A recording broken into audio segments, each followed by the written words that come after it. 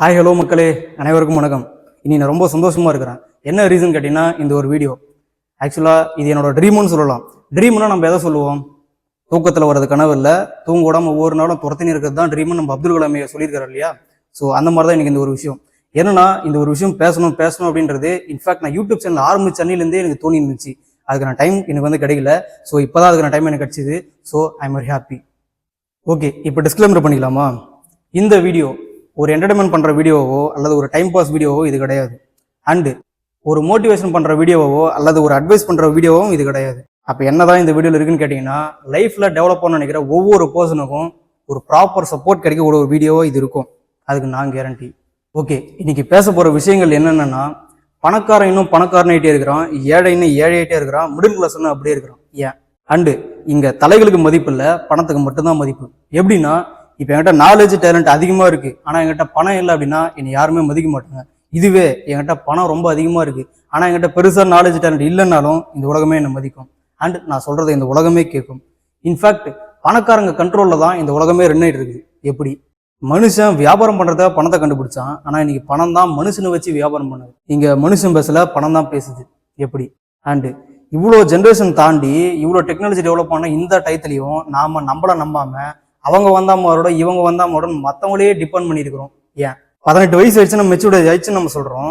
And நம்ம நாட்டு சுதந்திரம் கிடைச்சிச்சுன்னு நம்ம சொல்கிறோம். இவ்வளோ இருந்துமே நம்மளால தனியாக ஒரு டெசிஷன் எடுத்து ஒரு ஃபீல்டில் இறங்கி பெருசாக சக்ஸஸ் பண்ணுறதுக்கான தைரியமும் பொறுமையும் இங்கே யார்கிட்டுமே இல்லை. ஏன்? நேற்று ஆங்கிலேயர்கிட்ட நம்ம அடிமையாக இருந்தோம், இன்னைக்கு பணக்காரங்க கிட்ட நம்ம அடிமையாக இருக்கிறோம். அண்டு இதே நிலைமை கண்டினியூ ஆச்சுன்னா நாளைக்கு வளர்ந்து வர ஏஐ டெக்னாலஜிகிட்ட நம்ம அடிமையாக இருப்போம். இப்படிப்பட்ட நிலைமைக்கெல்லாம் காரணம் எனக்கு ப்ராப்பர் சப்போர்ட் கிடைக்கல, யாரை நம்புறதுனே தெரியல அப்படின்னு நீங்க சொல்லலாம். ஓகே, இப்படிப்பட்ட நிலைமை மாறாதா? எப்படி மாத்துறது? ஏழைகளும் மிடில் கிளாஸும் அந்த ஒரு பணக்கார லைஃப்ல வாழவே முடியாதா? எப்படி மாத்துறது? பணத்தை மட்டுமே மதிக்கிற இந்த உலகத்தை தாண்டி மனுஷன் மதிக்கக்கூடிய நிலைமை மாறாதா? எப்படி மாத்துறது? இந்த மாதிரியான எல்லா கேள்விகளும் விளக்கமும் விடையும் இந்த ஒரு வீடியோல உங்களுக்கு வந்து கிடைக்கும். அண்ட் தென் வீடியோக்குள்ள போலாமா? Welcome back to my channel Gunas freedom lifestyle. Okay மக்களே, இப்போதான் நம்ம வந்து வீடியோக்குள்ள வந்துருக்கிறோம். அண்ட் தென் இப்போ நம்ம பேச போகிற விஷயத்துக்கு நான் டைட்டில், அதுக்கான ஒரு ஸ்மால் கிளாரிட்டி அதை நான் கொடுத்துட்றேன். இந்த வேர்ல்டில் ஒரு 3 கேட்டகரியான பீப்புள் வந்துருக்கிறாங்க. யாருன்னா low class, middle class, high class. இப்படி எல்லாருக்கும் பொதுவான ஒருத்தர் யாருன்னு கேட்டீங்கன்னா கடவுள், சூப்பர் பவர், வாட் எவர். ஒருத்தருக்கு ஒரு மாதிரி ஒரு நம்பிக்கை இருக்கும். நம்ம கடவுள்னே எடுத்துக்கலாம். இப்போ இந்த மாதிரி எல்லா வகையான பீப்புளும் கடவுள்கிட்ட போய் நம்ம என்ன வேண்டுறோம்? நாம நல்லா இருக்கணும், நம்ம ஃபேமிலி நல்லா இருக்கணும், நம்மளை சுற்றி இருக்கிற எல்லாருமே நல்லா இருக்கணும், இந்த உலகத்தில் இருக்கிற எல்லாருமே நல்லா இருக்கணும். இப்படிதான் நம்ம வந்து வேண்டுறோம். இது காமன் தான். இது லோ கிளாஸ் இதான் வேண்டுவாங்க, மிடில் கிளாஸ் இதான் வேண்டுவாங்க, ஹை கிளாஸும் இதான் வேண்டுவாங்க. ஏன்னா இது பேசிக் ஹியூமனோட நேச்சர் இது. ஓகே, இப்போ நம்ம வேண்டதுக்கு தகுந்த மாதிரி நம்ம வந்து நடந்துக்கிறோமா அப்படின்னு கேட்டீங்கன்னா கிடையாது. எப்படின்னா, இன்னொரு விஷயத்த நம்ம வந்து நம்புவோம். அது என்னன்னா, கடவுள் நம்ம வேண்டுற விஷயத்த செயல்படுத்துறதுக்கு டைரக்டா வரமாட்டாரு, ஏதோ ஒரு மனுஷ ரூபத்தில் தான் வருவாரு அப்படின்னு நம்ம எல்லாரும் வந்து கேள்விப்பட்டிருப்போம். அண்ட் அதை ஆனஸ்டா நம்புவோம். அண்ட் அதே மாதிரி மனுஷனா பிறந்த எல்லாருமே அவனோட லைஃப் ஸ்டைல் முடிக்கிறதுக்குள்ள ஏதோ ஒரு டயத்துல ஏதோ ஒரு பாயிண்ட் ஆஃப் வியூல யாரோ ஒருத்தருக்கு நம்ம ஏதாவது ஹெல்ப் பண்ணியிருப்போம். அப்போ அந்த ஆப்போசிட் பர்சன் நம்மளை பார்த்து கடவுள் மாதிரி வந்து ஹெல்ப் பண்ணீங்க, ஏதோ ஒரு சப்போர்ட் பண்ணீங்கன்ற மாதிரி ஒரு விஷயத்த எல்லாருமே ஏதோ ஒரு பாயிண்ட் ஆஃப் வியூல வந்து கேட்போம். ஸோ அந்த வகையில பார்க்கும்போது மனுஷனா பிறந்த எல்லாருமே கடவுள் தான், நம்ம எல்லாருமே கடவுள் தான். அப்படி பார்க்கும்போது ஏதோ ஒரு டயத்துல எப்போ ஒரு முறை ஹெல்ப் பண்றது மட்டுமே அந்த ஒரு கடவுளுக்கு அர்த்தமாகுமா அப்படின்னு கேட்டீங்கன்னா கிடையாது. ஒவ்வொரு முறையும் பண்ணணும். பட் ஒவ்வொரு முறையும் பண்றதுக்கு எல்லார்கிட்டையும் வந்து மணியும் அந்த ஒரு சுச்சுவேஷனும் அந்த ஒரு டைமும் வந்து எல்லார்கிட்டையும் வந்து இருக்காது. ஸோ அந்த ஒரு விஷயம் வரணும், மாறணும், எல்லாருக்கும் ஹெல்ப் பண்ணணும் அப்படின்னாக்கா அது எதுல பாசிபிள் அப்படின்னு கேட்டீங்கன்னா, இப்போ எல்லாரும் பார்த்தோன்னா வாழ்றதுக்கு ஒரு 2 ஆப்ஷன் வந்து செலக்ட் பண்றாங்க. என்ன அப்படின்னா, ஒன்று எம்ப்ளாய்மெண்ட், இன்னொன்று பார்த்தோன்னா பிசினஸ். இது ரெண்டுத்துக்கு நான் கம்பேரிசன் சொல்லிடுறேன். எம்ப்ளாய் அப்படின்னா வேலைக்கு போய் வர வருமானத்துல அவனை மட்டும் தான் பார்த்துக்க முடியும். அப்போ அவனால மற்றவங்களுக்கு எதுவும் சப்போர்ட்டும் ஹெல்ப்பும் பண்ண முடியாது. இது சுயநலமா வாழ்றது. இதுவே 2வது ஆப்ஷன் பிசினஸ். ஒண்ணு, இந்த பிசினஸ் பண்ற ஒவ்வொருத்தருமே அவங்கள டிபெண்ட் பண்ணி மட்டும் இல்லாம மற்றவங்களோட தேவையை பூர்த்தி பண்றாங்க. அவங்களுக்கு ஒரு ஹெல்ப்போ சப்போர்ட்டோ இந்த மாதிரி ஒரு விஷயத்த வந்து பண்றாங்க. அப்படின்னும் போது அவங்க தான் கடவுளா மாறுறாங்க. ஸோ கடவுள்ன்ற ஒரு விஷயம் யாருக்கு பொருந்தும்னு பார்த்தீங்கன்னா, பிசினஸ் பண்ற ஒவ்வொரு பர்சனுக்கும் பொருந்தும். எப்படி ப்ரோ நீங்க சொல்றீங்க ஒரு பிசினஸ் வந்து எப்படி நீங்க அதை மீன் பண்ணி அந்த ரேஞ்சில் நீங்க சொல்றீங்க அப்படின்னு கேட்டீங்கன்னா, எல்லாமே பிசினஸ் தான். சிம்பிள் எடுத்துக்கலாமே. இப்போ கையில கட்டிருக்கிற வாட்ச் ஆகட்டும், நான் போட்டுக்கிற ஷர்ட் ஆகட்டும், பேண்ட்டு, ஷூவு, இந்த ரிங்கு, இந்த பிரேஸ்லைட்டு, இப்போ நம்ம ஃபேஸ் கிரீமு, நம்ம தலைக்கு போடுற எண்ணெய், இந்த மாதிரி வாட் எவர் நம்ம டெய்லி சாப்பிட்ற சாப்பாடு ஆகட்டும், எல்லாமே பார்த்தோன்னா பிஸ்னஸ். இது நம்மளே வந்து தயார் பண்ணது கிடையாது, யாரோ ஒருத்தர் நம்மளுக்கு தெரியாமலே யாரோ ஒருத்தர் தயார் பண்ண ஒரு விஷயத்த நம்ம யூஸ் பண்ணிட்டு இருக்கிறோம். அப்படின்னும் போது அவர் நம்மளுக்கு கடவுள் தானே, அவர் மட்டும் நல்லா இருக்கும்னு நினைக்காம அவர் சுயநலமா செல்ஃபிஷா இல்லாம எல்லாருக்கும் நல்லது பண்ணணும் அப்படின்னு நினைச்சனால மட்டும்தான் இனி நம்ம இது எல்லாத்தையும் யூஸ் பண்ணிட்டு இருக்கிறோம். ஸோ உங்களுக்கு ஒரு கிளாரிட்டி வந்துடும் நினைக்கிறேன். இப்போ நம்ம பேச போற விஷயம் பார்த்தீங்கன்னா பிசினஸ் தான். எல்லாருமே நல்லா இருக்கணும் அப்படின்னு நினைச்சோம் அப்படின்னா அது ஒரே ஒரு விஷயம், பிசினஸ் மட்டும்தான். அப்படியேப்பட்ட விஷயத்தை தான் இன்னைக்கு வந்து நம்ம டீட்டெயிலா வந்து பார்க்க போறோம். ஸோ லைஃப்ல டெவலப் ஆகணும் அப்படின்னா அது ஒரே ஒரு ஆப்ஷன் பிசினஸ் தான் அப்படின்னு நான் உங்கள்கிட்ட சொல்லிட்டேன். ஓகே, இப்போ பிசினஸ் பண்ணணும் அப்படின்னா அதை பத்தின பேசிக் நாலேஜ் நம்மகிட்ட வந்து இருக்கணும். அந்த வகையில எனக்கு தெரிஞ்ச பிசினஸ் நாலேஜை உங்ககிட்ட நான் வந்து ஷேர் பண்ணிக்க போறேன். அதை ஒரு 4 கேள்வியை வந்து ஆரம்பத்துல வந்து பார்ப்போம். ஃபர்ஸ்ட், பிசினஸ்னா என்ன? அடுத்து பார்த்தீங்கன்னா பிசினஸ் எப்படி உருவாச்சு, எதனால உருவாச்சு, அண்டு பிசினஸ் எப்படி பண்றது, அண்ட் ஃபைனலி பிசினஸ் பண்ணா என்ன நடக்கும். இந்த ஒரு 4 கேள்வி மூலியமா பிசினஸ் பத்தின ஒட்டுமொத்த நாலேஜை நான் உங்ககிட்ட வந்து கொடுக்க போறேன். ஓகே, இப்போ ஃபர்ஸ்ட் கேள்வி, பிசினஸ்னா என்ன? பிசினஸ் அப்படிங்கிறது பார்த்தீங்கன்னா ஒருத்தருடைய தேவையை இன்னொருத்தர் பூர்த்தி பண்றது மூலமா ஒரு ப்ராஃபிட் கெயின் பண்ணுவார். இதுதான் வந்து ஒரு பிசினஸ். இந்த பிசினஸ் அப்படிங்கிறது ஒரு 3 ஓரியன்டா இருக்கும். அது என்னன்னா மேனுஃபேக்சரிங், சேல்ஸ், சர்வீஸ். மேனுஃபேக்சர்னா ஒரு பொருளை உற்பத்தி பண்றது, தட் மீன்ஸ் அந்த மேனுஃபேக்சரிங் இண்டஸ்ட்ரி, அது ஒரு பிசினஸ். இன்னொன்று பார்த்தீங்கன்னா சேல்ஸ். சேல்ஸ் அப்படிங்கிறது இந்த உற்பத்தியான பொருளை ஒரு ஷாப் மூலியமா கஸ்டமர்கிட்ட கொண்டு போய் சேர்க்கறது, அது ஒரு பிசினஸ். அடுத்து பார்த்தீங்கன்னா சர்வீஸ். சர்வீஸ் இது பார்த்தீங்கன்னா ஒரு ப்ராடக்ட் சம்மந்தப்பட்டது இல்லாம அந்த விஷயத்தை நம்ம யூஸ் பண்ணிக்கிறது மூலியமா அந்த ஓனர் ஒரு பெனிஃபிட் அடைவார். இதுதான் வந்து ஒரு பிசினஸ். இது எக்ஸாம்பிள், இந்த சர்வீஸ் எக்ஸாம்பிள் பார்த்தீங்கன்னா இந்த ஒரு ஹால் எடுத்துக்கலாம், இந்த ஒரு பேங்க்வெட் ஹால். இது பார்த்தீங்கன்னா நம்ம வந்து யூஸ் பண்ணிக்கிறது மூலமா ஒரு அமௌண்ட் வந்து இந்த ஓனருக்கு நம்ம கொடுக்குறோம், அது ஒரு பிசினஸ். இன்னொரு எக்ஸாம்பிள் பார்த்தீங்கன்னா காலேஜ், ஹாஸ்பிட்டல், இந்த மாதிரி சொல்லலாம். இந்த காலேஜ்ல நம்ம போயிட்டு படிக்கணும் அப்படின்னாக்கா சம் அமௌண்ட் வந்து பே பண்ணுவோம். அந்த அமௌண்ட்டுக்கு நம்மளுக்கு ஒரு புக்கோ நோட்டோ கொடுத்து நம்மள வந்து அமிச்சு இல்லை, அதுக்கான வேல்யூவா ஒரு 3 இயர்ஸ் 4 இயர்ஸ் நம்மளுக்கான நாலேஜ் வந்து இன்ஜெக்ட் பண்றாங்க.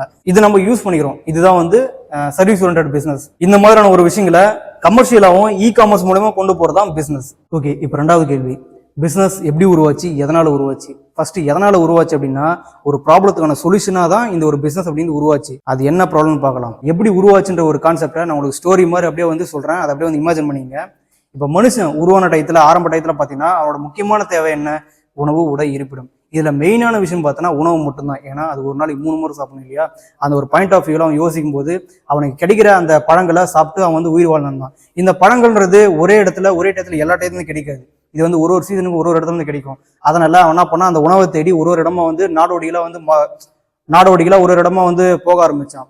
இப்படியே போயிட்டு இருக்கும்போது அது உனக்கு ஒரு ப்ராப்ளமா இருந்துச்சு. அந்த ஒரு விஷயத்த சொல்யூஷனா தான் வந்து திங்க் பண்ணா, நம்ம ஏன் உணவு தேடி ஒரு இடமா மாறணும், நம்மளே வந்து உருவாக்கக்கூடாது அப்படின்னு திங்க் பண்ணி தான் மலைப்பரப்பா இருந்த ஒரு இடத்த நிலப்பரப்பா மாத்தி ஓனா வந்து விவசாயம் பண்ண ஆரம்பிச்சான். இப்படி விவசாயம் பண்ணி அந்த பொருளை வச்சு அவனே வந்து சாப்பிடணும், ஒரே இடத்துல இருந்து உயிர் வாழ்ந்தான்.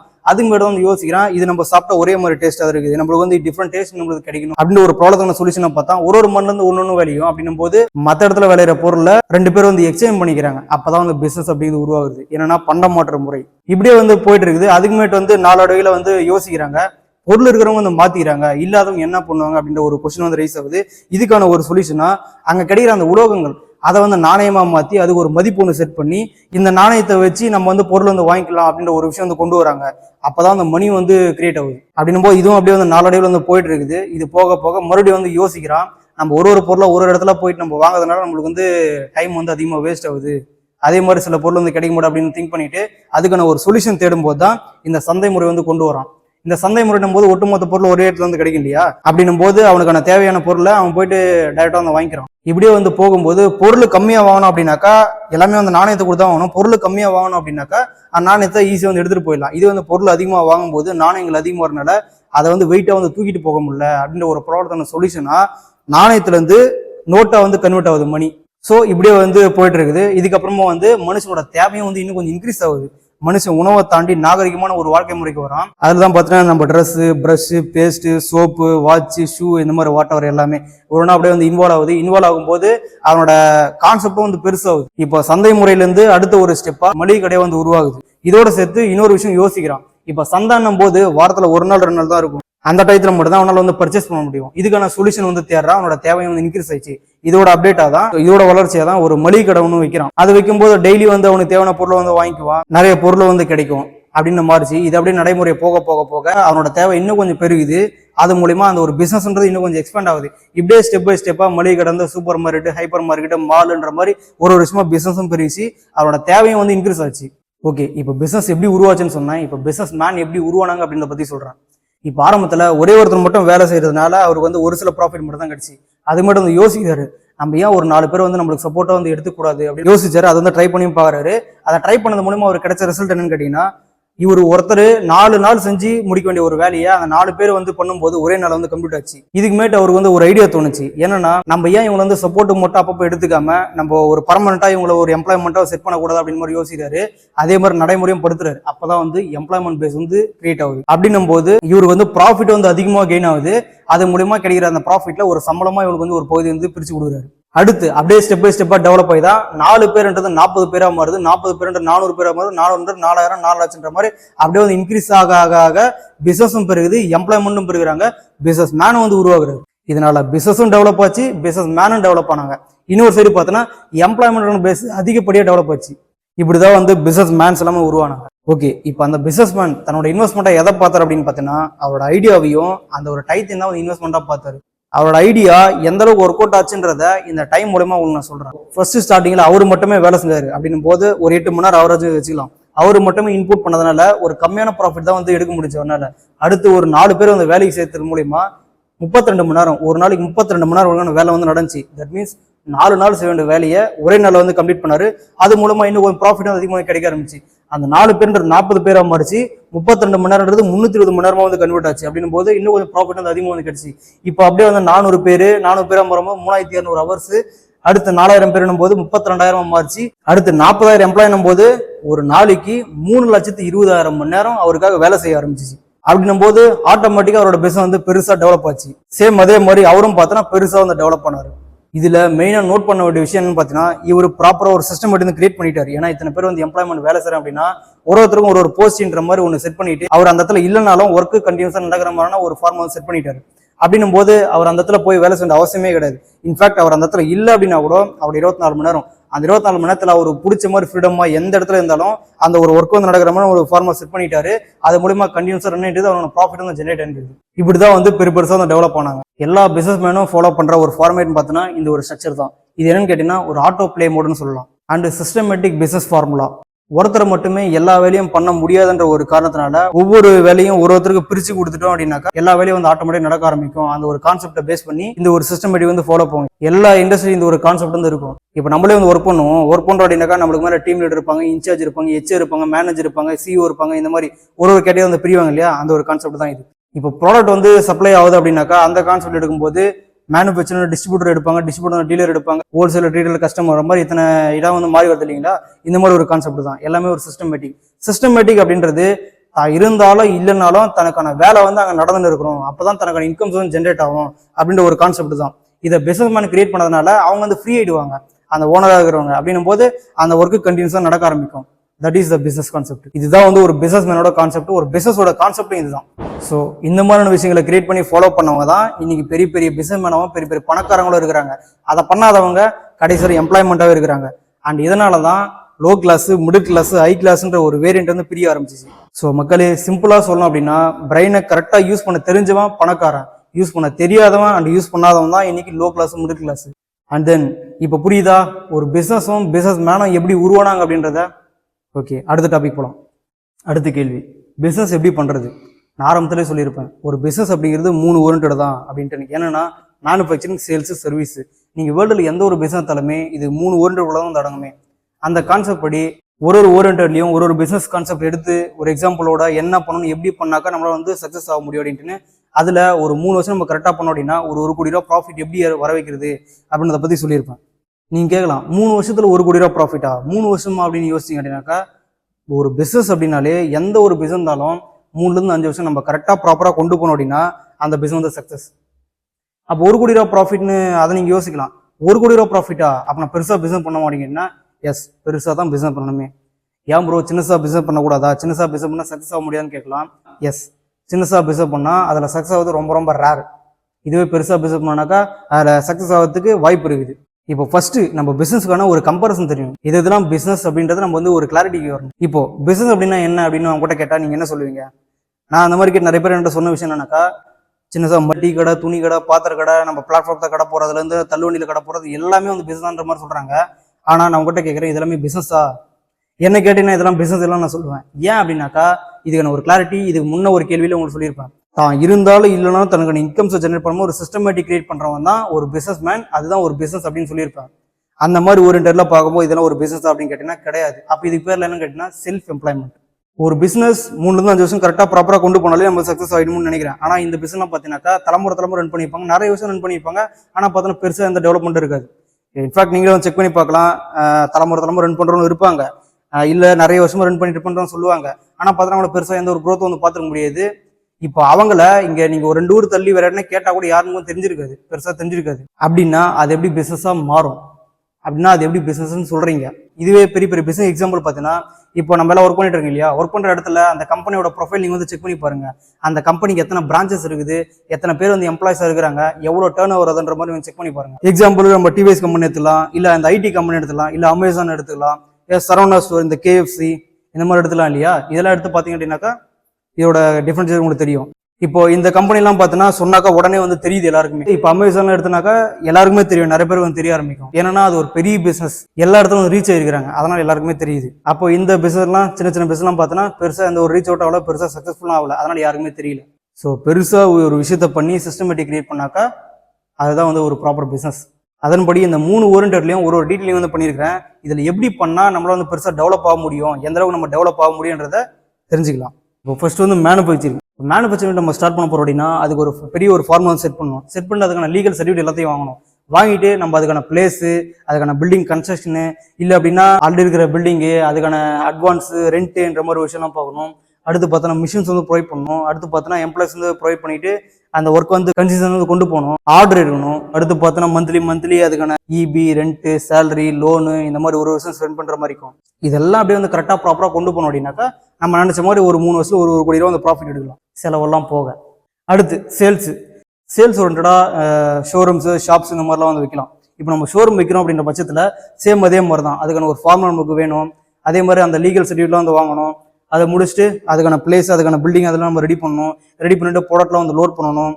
அடுத்து சேம் அதே மாதிரி தான், அதை வந்து ரெகுலராக வந்து கன்சிடர் வந்து கொண்டு போகணும். ஒரு 3 வருஷம் அப்படி நம்ம ஃபாலோ பண்ணணும். அது மந்த்லி வர அந்த செலவான அந்த இஎம்ஐ, அந்த எம்ப்ளாய்ஸான சேலரி, வாட்டர் பில்லு, மெயின்டெனன்ஸு, இந்த மாதிரி ஒரு விஷயமும் நம்ம வந்து ஸ்பெண்ட் பண்ண ஆரம்பிக்கணும். இதெல்லாம் அப்படியே நம்ம ஸ்டாண்டர்டாக ஒரு 3 வருஷம் நம்ம கொண்டு போயிட்டு அப்படின்னா சக்ஸஸ் ஆகலாம். அண்டு சர்வீஸ் ஓரியன்ட்ல பார்த்தீங்கன்னா நம்ம எக்ஸாம்பிளுக்கு இந்த அப்பார்ட்மெண்ட் சொல்லலாம். சேம் அதே மாதிரி சொன்ன மாதிரி இந்த காலேஜ், ஹாஸ்பிட்டல் இந்த மாதிரிலாம் சொல்லலாம். எக்ஸாம்பிள் நம்ம ஒரு ஹாஸ்பிட்டலே வச்சுனா கூட அதுக்கான ஃபார்முலா கரெக்டாக வந்து இருக்கணும். அதே மாதிரி நம்ம வந்து லீகல் சர்டிஃபிகேட் எல்லாத்தையும் வாங்கணும்.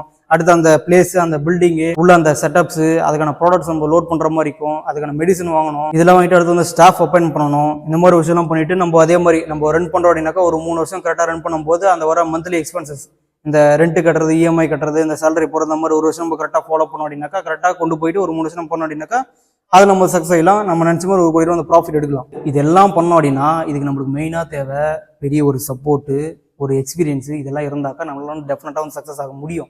அது இல்லாமல் அந்த ஃபீல்டில் ஜெயிக்கிறதுன்றது கொஞ்சம் கஷ்டமான ஒரு விஷயம் தான். இன்னொரு பெரிய ஒரு விஷயம் என்னன்னு கேட்டிங்கன்னா, இப்போ இருக்கிற ஒரு டெக்னாலஜிக்கு பயங்கரமான காம்படிஷன். எல்லா செக்டார்லையும் எல்லாத்துக்கும் வந்து காம்படிஷன் வந்துச்சு. அப்படி இருக்கிற டயத்தில் நம்மளுக்கு எந்த ஒரு காம்படிஷனும் வராமல் இருந்தாக்கா நம்ம அந்த ஃபீல்டில் வந்து டெவலப்பாக அப்படியே வந்து க்ரோ ஆகி போயிட்டே இருக்கலாம். இல்லை அப்படின்னா நம்மளுக்கு இவ்வளோ விஷயம் பண்ணிட்டு ஒரு காம்படிஷனாக வந்துட்டு நம்மளோட எல்லாமே வந்து கம்மியாக கொடுக்குறாங்க, எல்லாமே பெஸ்ட்டாக கொடுக்குறோம் அப்படின்னாக்கா நம்மளோட ஃபீல்டில் நம்ம ஜெயிக்கிறது ரொம்ப ரொம்ப கஷ்டமாயிடும். அப்படின்னா எப்படி ப்ரோ நான் வந்து பிஸ்னஸ் பண்ணுறது? பிஸ்னஸ் பண்ணால் நீ தான் வந்து டெவலப் எல்லாம் சக்ஸஸ் ஆகலாம் சொன்னீங்க. ஆனால் இப்போ நீங்களே வந்துட்டு காம்படிஷன் வந்து நம்ம வந்து ஃபெயிலியர் ஆகிடும்ன்ற மாதிரி சொல்கிறீங்க. இவ்வளோ விஷயம் இருக்கிறதுனால எங்களுக்கு வந்து எம்ப்ளாய்மெண்ட்டு பெஸ்ட்டு தானே, நாங்கள் அதில் வந்து பெருசாக எந்த ஒரு ரிஸ்க் எடுக்க தேவையில்ல. வேலைக்கு போகிறோம், வேலை போய் செஞ்சாலும் சரி செய்யலாம் சரி, எங்களுக்கு வந்து சேலரி வந்து கரெக்டாக வந்து கிரெடிட் ஆகிட்டு போகுது. அதே மாதிரி வீக்லி ஒரு நாள் வந்து லீவ் கிடையாது. அந்த மாதிரிலாம் நாங்கள் எங்களுக்கு பிடிச்ச மாதிரி லைஃப் தான் இருக்கிறோம். நீங்கள் ஏன் இந்த மாதிரி தப்பான ஒரு விஷயம் நீங்கள் சொல்கிறீங்க, இது பண்ணாதான் டெவலப் பண்ணணும்னு ஏன் சொல்கிறீங்க அப்படின்னு கேட்டிங்கன்னா, இந்த மாதிரி நினைக்கிறதுனால மட்டும்தான் நம்ம இன்னும் அப்படியே வந்து இருக்கிறோம். இப்போ நீங்கள் யோசிச்சு பாருங்கள், இந்த மாதிரி ரிஸ்க் எடுத்தவங்க பெருசாக டெவலப் ஆகிருக்காங்க. ரிஸ்க் எடுக்காத நம்ம அவங்ககிட்ட வந்து இன்னமும் வேலை செஞ்சா இருக்கிறோம். இப்போ டெவலப் ஆகுது யாருன்னு பார்த்தோன்னா இவங்க தான். இப்போ ஒருத்தர் ஸ்டார்ட் பண்ணுற பிஸ்னஸை அவங்க ஜென்ரேஷன் அடுத்த தலைமுறை அப்படியே வந்து கண்டினியூ பண்ணி கொண்டு போயிட்டு அப்படியே டெவலப் ஆக முடியும் படிப்படியா. இதுவே நம்ம அந்த ரிஸ்க் எடுக்காதனால தான் அவங்ககிட்ட நம்ம ஒர்க் பண்ணுறோம் இல்லையா. இப்போ நம்ம ஒர்க் பண்ணுற நம்ம அதே மாதிரி ஜென்ரேஷனாக நம்ம என்ன பண்ணுறோம், படிப்படியாக அப்படியே வந்துட்டு எம்ப்ளாய்மெண்ட் ஜோன்லேயே அப்படியே வந்து இருந்துட்டு போகிறோம். ஏன்னா எம்ப்ளாய்மெண்ட் ஒரு விஷயத்த இதுல வந்து என்னதான் growth கிடைச்சி இது அடுத்த ஜெனரேஷன் கொடுத்துட்டு போக முடியாது. இதுவே இந்த பிசினஸ் ஒரு விஷயத்த நம்ம சின்னதா சக்சஸ்னாலும் இது வந்து அடுத்த தலைமுறை நம்மளால கொடுத்துட்டு போக முடியும். இதுதான் வந்து இதுல இருக்கிற ஒரு கம்பாரிசன்.